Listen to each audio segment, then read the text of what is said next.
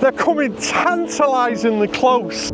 I've got six. I knew it was only a matter of time. Well, we found our first otter, and I'm very excited at the prospect. So the guy in the hat is here. Oh my God. Oh my God.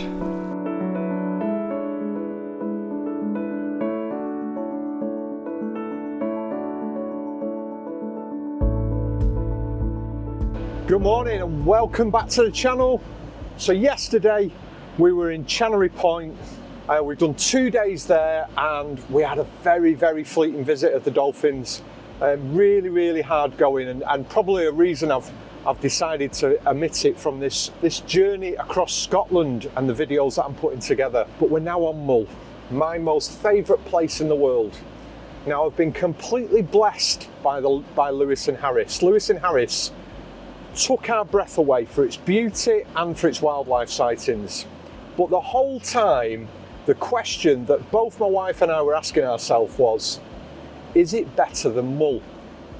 So we've got a fair few days on Mull, 5 nights in total, and I'm hoping that Mull reignites our passion and convinces me that it's a better location than Lewis and Harris.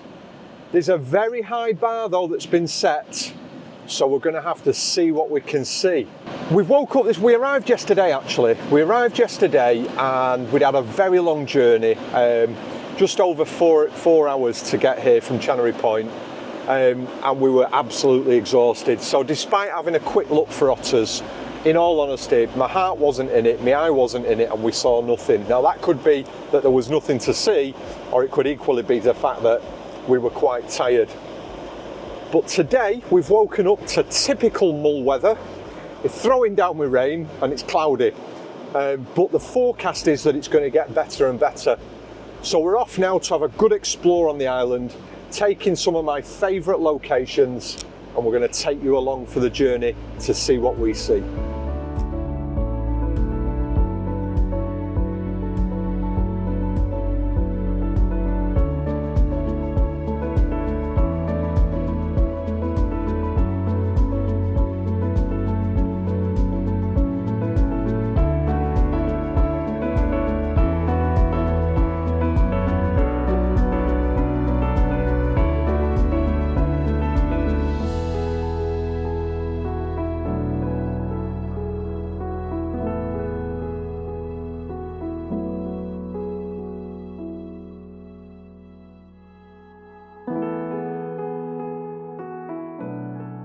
Now, if you come to Mull and you don't do anything else other than what I'm going to recommend now, it won't have been a wasted trip.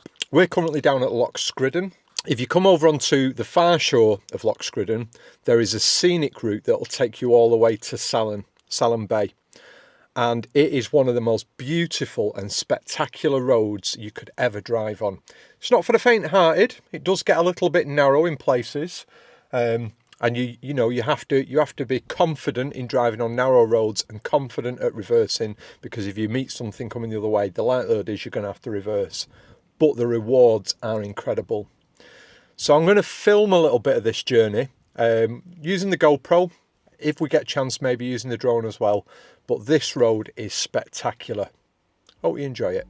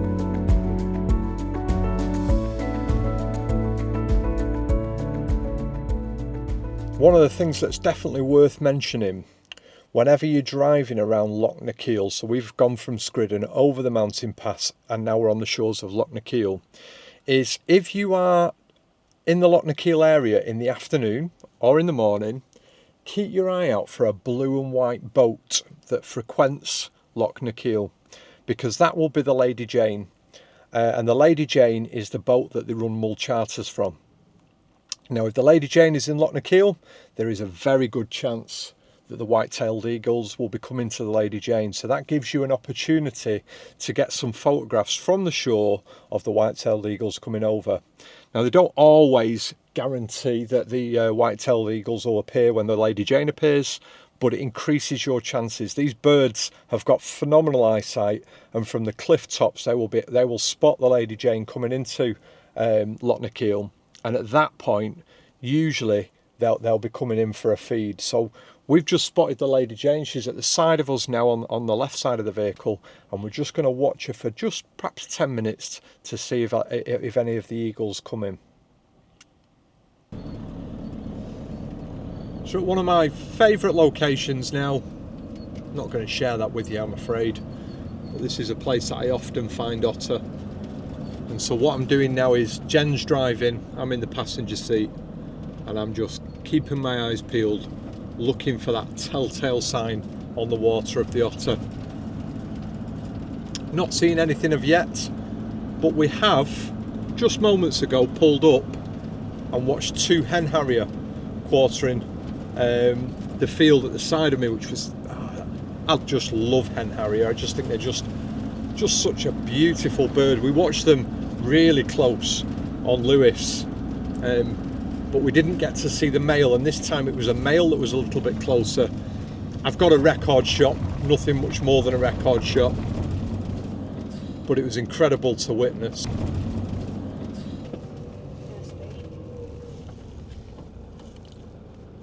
So what you can probably see now by the light on my face is we've got the most exquisite evening light, and I've probably got about half an hour of it. I can't find an otter. Ah! Oh, it's always the way when the conditions are just right and the light's beautiful, it's not too windy, just can't find them. Can't find an otter. But we'll keep checking and we'll keep trying, and hopefully we'll get one while the light's there.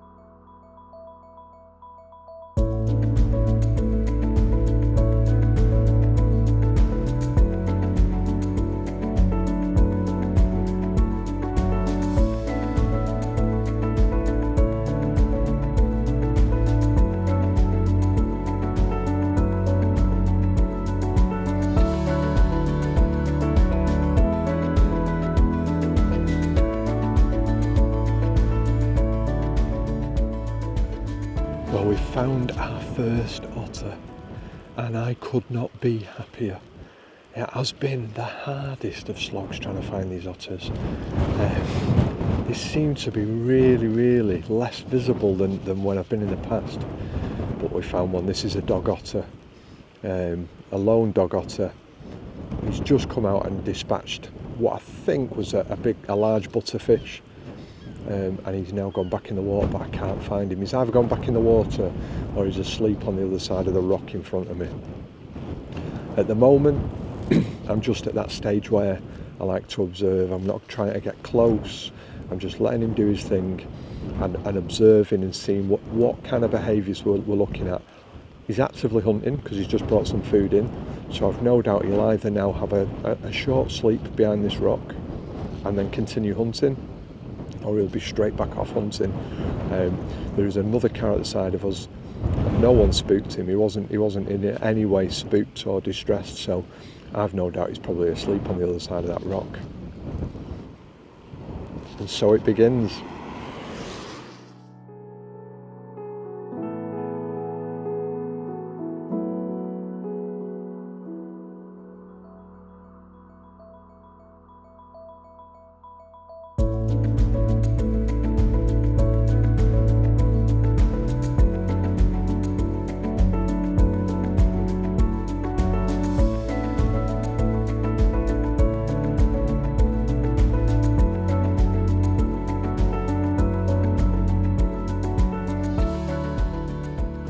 So I've got myself in a really good position.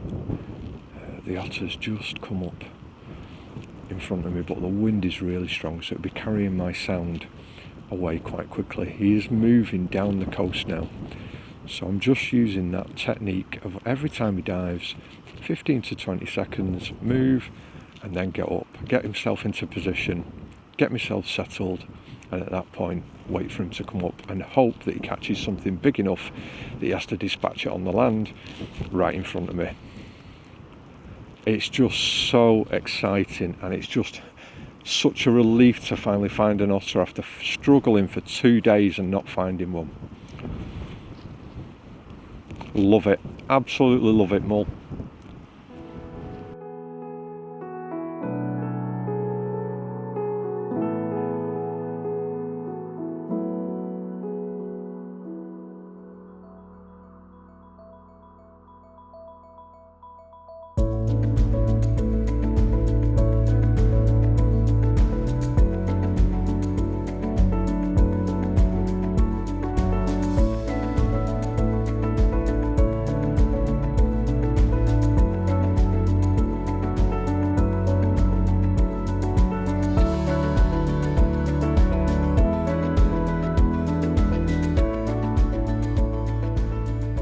So I think every time I do a piece to camera, I must be in a different position along the loch. This otter is seriously shifting. It's covering ground. We've probably gone about half kilometre now, and I'm just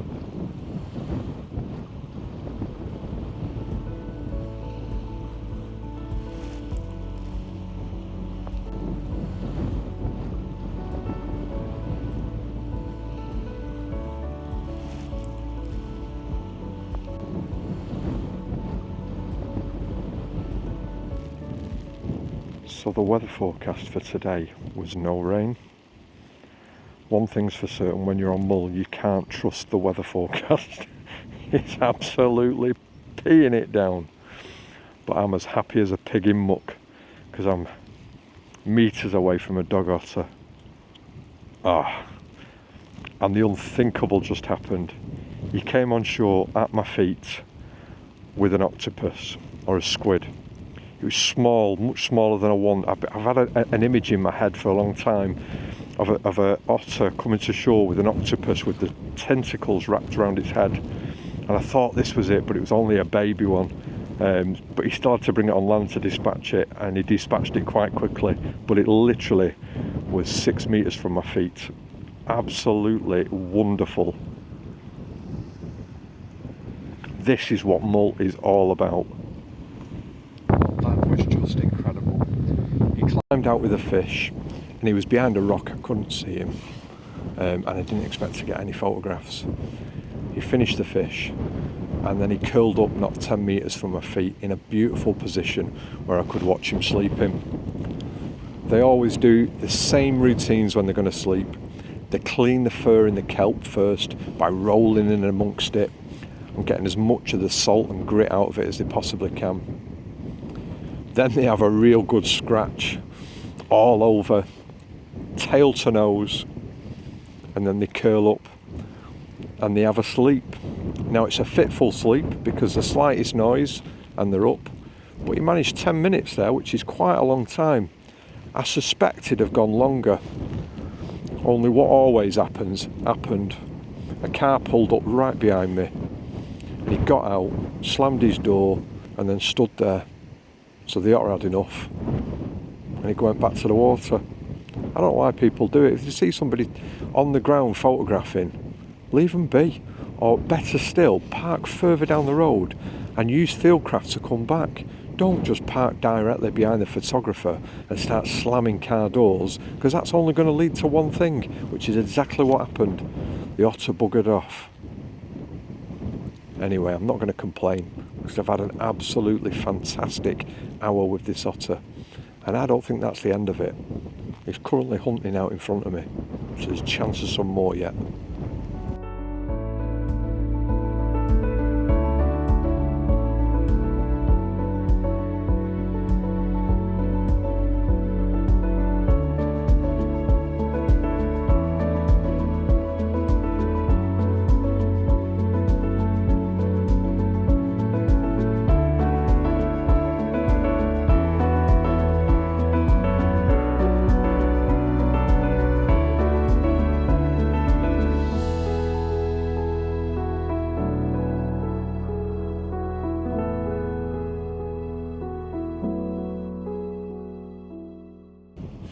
So I've been with this otter now for well over an hour. It's probably approaching an hour and a half.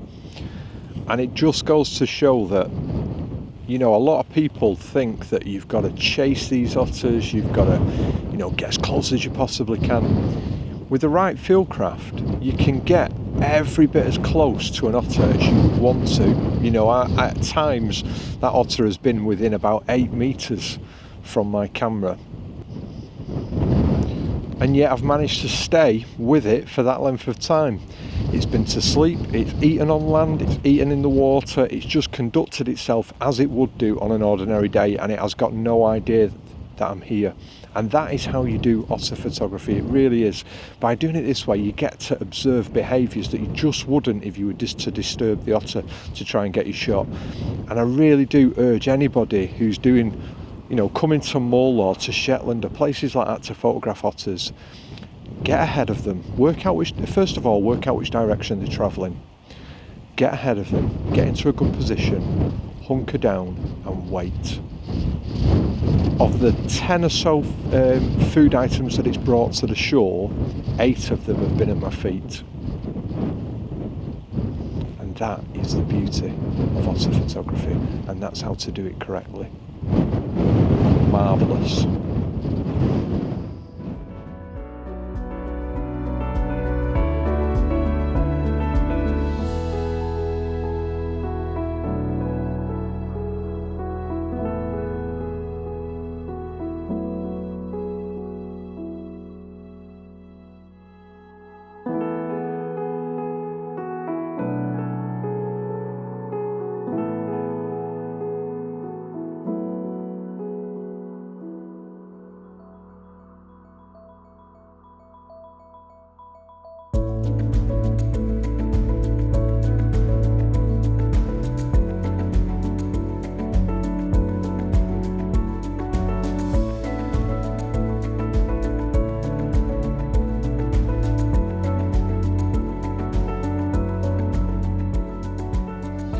Well, that was just sublime.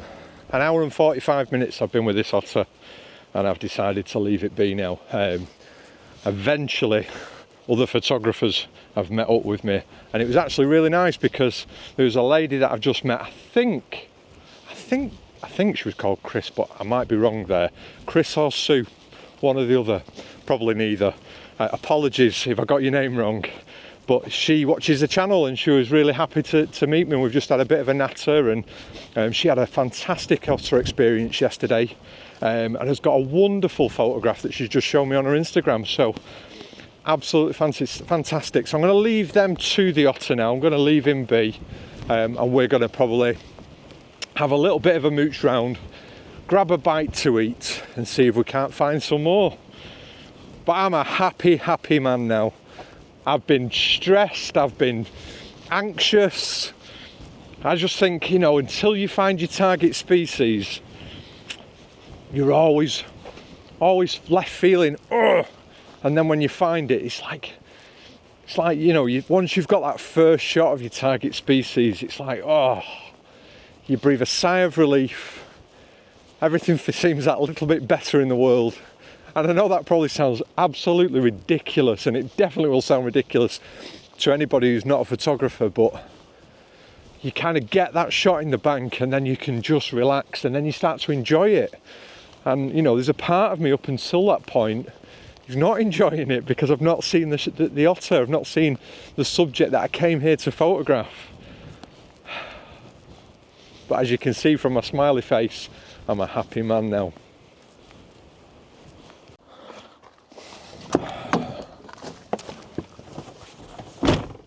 Well, how fantastic was that? We've seen 2 otters today. Having had 2 days with no otters, what a fantastic day's photography we have had today. I've just had a quick look on my camera and I've taken just short of 1,600 photographs today. So I've got a little bit of editing to do when I get home. And that is what otter photography on Mull is like, really. You know, it's feast and famine. You get moments where you get nothing at all, and then you get some absolutely spectacular experiences. And those spectacular experiences are what keep you coming back and back and back for more. I've had the otter in front of me today on numerous occasions with numerous different prey species. I've had it today with the octopus or the squid. I think it might have been a squid. A shot that I've been after for a long time, and unfortunately 80% of the way to the shot that I've visioned in my head. I want to get a shot of an otter with an octopus with the tentacles wrapped around its head. I don't even know if that's a shot that's possible, but in my head that's the shot that I've got. And the dog otter that I photographed this morning caught 2 octopus, but they just weren't big enough for the tentacles to be able to be wrapped around them. They were kind of splayed out in their lower jaw. Kind of looked like a little beard dangling below, which is kind of cool. I've seen it bring in various different fish, flatfish, butterfish, and catch numerous butterfish which it dispatched on the water. But what I'm always waiting for is those captures where they bring it on shore. They're the moments that make the photography absolutely magical, because what happens is it catches something in the water that it can't dispatch in the water and has to bring it out. And when all your stars align, which they did several times today, it brings it out at your feet. And you're in a position where you can stay concealed, nice and still. The otter comes out at your feet, it eats its food in front of you, has a preen, and then goes back out to carry on with its hunting. And that is just the most magical of experiences, to be in such close proximity to just a beautiful, beautiful mammal, and it have no idea that you're there. And the only thing that you take from that situation are some fantastic photographs. So if I got anything decent, I'll pop it up on the screen now for you to see. From the wonderful Mull. If you've enjoyed this video, please consider giving it a like. If you've not yet subscribed, why not? Give it a try, costs you nothing, does wonders for my channel. It certainly supports the algorithms for the channel in pushing it to other people who have similar likes to yourself. So please, if you can find it in your heart, click that subscribe button. I release a video every Sunday, 8 PM. So please, if you want to watch those videos live, I often watch them live with you and we can communicate and you can drop me comments. If you want to drop me a comment to the video, drop me a comment below. I respond to every single comment. We've got a Buy Me a Coffee website. Link will be at the bottom now. A massive, massive thank you to all those people who spend their hard-earned cash in supporting the channel and demonstrating that little bit of extra support by buying me a coffee. I really do appreciate it. And until next time, ta-ra.